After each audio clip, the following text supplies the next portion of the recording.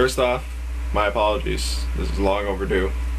I have not made any video in relation to same-sex marriage, with the exception of mentioning it in a prior video, the passage of Proposition 8.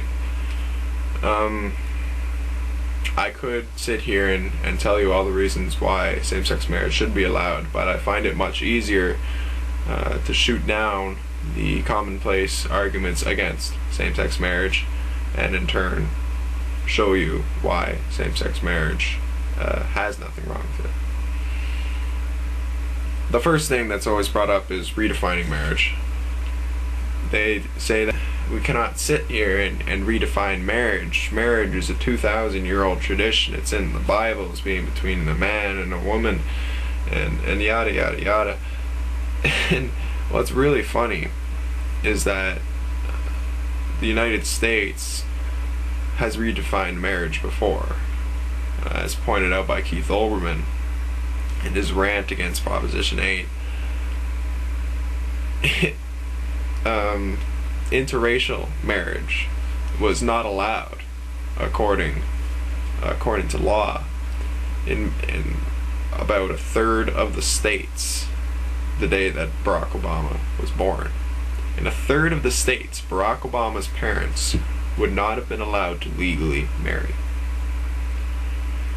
Later, the government enforced a widespread law that interracial marriages were to be allowed, even though the majority of some of these states still were against same-sex marriage.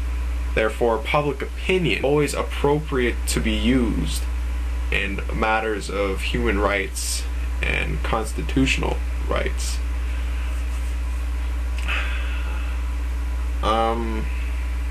People always say that it's against the fabric of society. They use it even in arguing against same-sex marriage. That's a completely different argument in itself. It's more of an argument against homosexuality in general than an argument against solely same-sex marriage. I don't really see the reasoning behind believing it's against the fabric of society. It's not destroying the social order, because homosexuality has always been around. It's just been that thing that we kept on sweeping under the rug, and if anybody slipped up and did it in public, we'd put them to death. You know, there were just simpler ways of dealing with homosexuality until now, when people all of a sudden have rights. Now there are people that have legitimate reasons to be concerned about homosexuality being terrible, and those are of course biblical literasts. For those biblical literasts, I'm sorry. It is clear that we have turned our current civilization into very, very blatant replicants of Sodom and Gomorrah, and I'll be thinking about you the day that God brings down his fire and brimstone and destroys us. I'll be thinking of you huddled in the corner saying, "I told you so," but until that day, shut up. People bring up children a lot when they discuss marriage, which is a valid argument. I mean, it's about procreation, and it's about giving a child a male and a female figure in his growing up. Now the first one, it being about procreation, there's a double standard, because you allow a man and a woman to get married regardless of whether or not they're capable of procreating. If an infertile man or an infertile woman were to get married, that would be against their standard, because they're not getting married to procreate because they can't procreate, yet you allow this exception. Another double standard would be saying that you're against families without a male figure and a female figure in the family, because a lot of religious organizations raise money to help single parents, which obviously only have one of the two available for the child, yet they still receive a lot of support from charities. And I'm not against charities. Charities are wonderful things, and charities, the majority of charities come from religious institutions. Therefore, I strongly believe that religion, for the most part, is good for society. I'm not against religion, even though I'm an atheist. Some people claim that all atheists are against religion. I'm not. Religion is a very good thing. It's a wonderful thing, the charities that they do. While we have different beliefs with respect to God and with respect to human rights on some basis. But back to the point, people can be raised by only a male figure and only a female figure and still turn out to be great human beings. I'm going to use Barack Obama again, because for those of you who may not know, Barack Obama's father left him at a very early age, and he was raised predominantly by his mother, predominantly by one female figure. I know that's one and that's not two, but there's still an absence of the male figure, so you can't throw that out the door and say that's irrelevant, because it is very much relevant. He turned out to be an amazing man, and he's the president-elect of the United States. To say that people don't turn out well, to say that people don't have the same opportunities as others because they don't have this figure in their life is preposterous. That's pretty much it for the arguments against same-sex marriage. There are other arguments that are used, and I'll get to them. One of the arguments is against the protests. They mention, the swastikas that are written on the side of the churches and bricks being thrown through windows and all that. I'm not saying that hasn't happened. There have been cases of that happening, but it's being exaggerated a lot. I'm not for those things happening. Again, I still